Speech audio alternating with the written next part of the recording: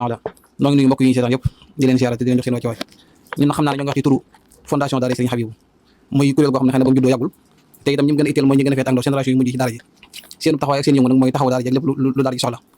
kon ñun waa fondation daara Serigne Habibou noo ngi woo mbokk jullit yëpp ak mbokk talibé yi ci bis bi nga xamante ni moom lañuy waajal muy bisub alxuraan buñu fas yéene def buñu tabaskee ba noppi incha allahu taala ba ci ñetti fan yi comme ni ko Serigne Mahdi yu waxee fas yéene liggéeyal Serigne bi waaye jaare ko ci alxuraanul karim waaye dafa ko ci maanaam waar woo xam ne Serigne ci waaru Serigne Habibou la kon noo ngi leen ci woo rawatina ñi nga xamante ni yàlla dogal nañu bokk ci fondation bi ñoo ngi wax ñëpp ñu bàyyi ko xel te def ci te lépp loo xamante ni war nañu ci ay taxawaay ñu fas ko yéene taxawee incha allah di leen soññ bu baax te di leen sant ci li nga xamante ni weesoo na ndax ndaw ñi moom gis nañ bu baax bis bi itte ñu ko jox ak buñu jàggee taxawaay bi nga xam ne moom lañ ci daan taxaw loolu ñëpp seetlu nañ ko ràññee ko bu baax kon loolu ñoo ngi leen ciy sant bu baax waaye dox ñu gën a yokk itte ji ak bëgg gi pas-pas bi ci fondation bi ci lépp rek waaye bu ñu jàggee bis bi bépp taxawaay bu ñu ci daan taxaw rek ñu fas yéene ko taxaw incha allah ba lépp jaar yoon nam daan demee ku ne rek fas yéene ittewoo luy baaxal bis bi ginnaaw wàllum liggéey bi lu ci bëri ci suñu loxo lay nekk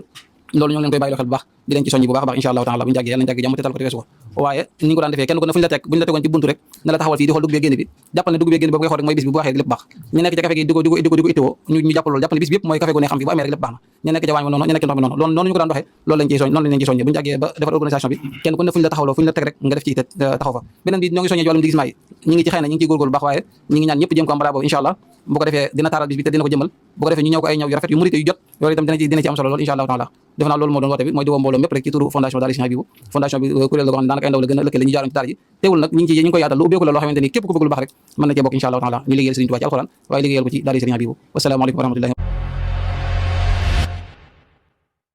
wajjaltu kulliya bihamdin wa shukur ila walil mu'minina wa sakur